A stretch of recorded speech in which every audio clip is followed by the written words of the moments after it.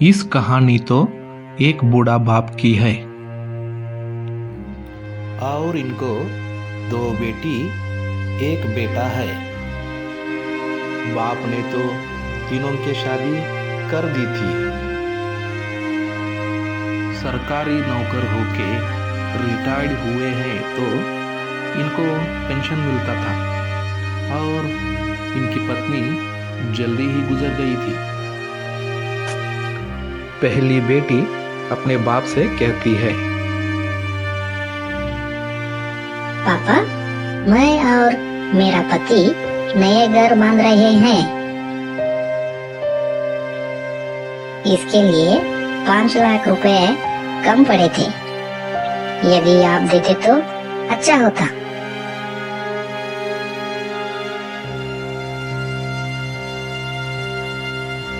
ठीक है बेटा, मैं थोड़ा सेविंग्स रखा हूँ, वो तुमको मैं देता हूँ। तुम बिल्कुल चिंता मत करो।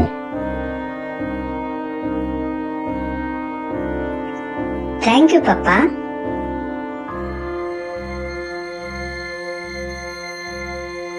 और पापा ने तो 5 लाख रुपया उनको देने के बाद दिन गुजरता गया। पर पापा को तो इधर ना नाश्ता मिलता ना 2 वक्त का खाना। इधर तो पापा जी को भूखे से रहने के लिए नहीं हो रहा था। इसके लिए दूसरी बेटी के पास चले गए।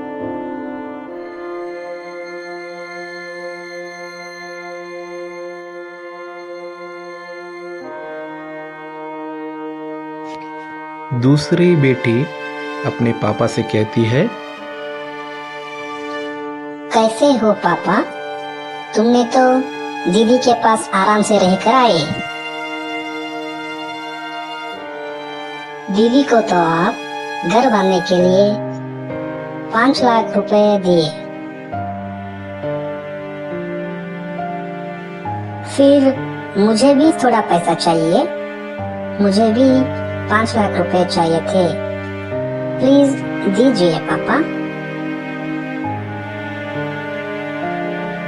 मेरे पास नहीं है बेटा, सब सेविंग्स निकाल के तुम्हारे दीदी को दे दिया हूँ।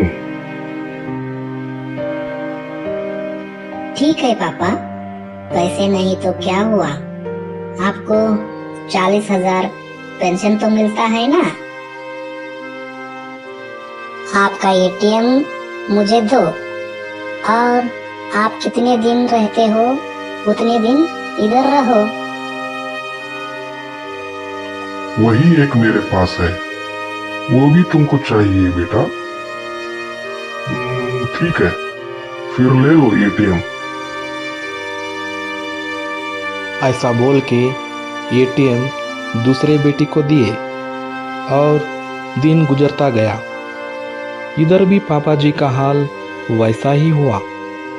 इधर भी ना नाश्ता मिलता था ना 2 वक्त का खाना मिलता था। भूख के मारे पापा दूसरे बेटी का घर भी छोड़ के चले गए। मैंने गलत किया। मैंने तो दोनों बेटियों के पास नहीं जाना चाहिए था, मेरे बेटे के पास जाना चाहिए था। ऐसे सोच के बेटे के घर को पापा आते हैं। वो बूढ़ा अपनी दोनों बेटियों के पास गया था और इधर भी आ सकता है। वो बूढ़ा इधर आया तो उसको घर में मत लेना, कुछ तो बोल के बाहर ही भेज देना।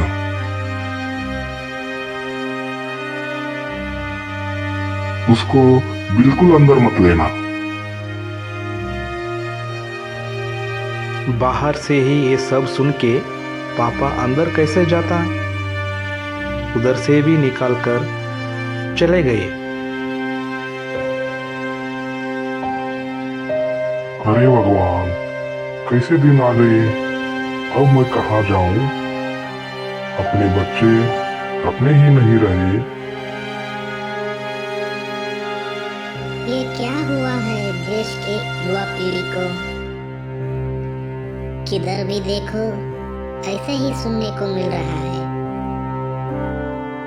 माँ बाप के बिना बेटे कहाँ से आते हैं?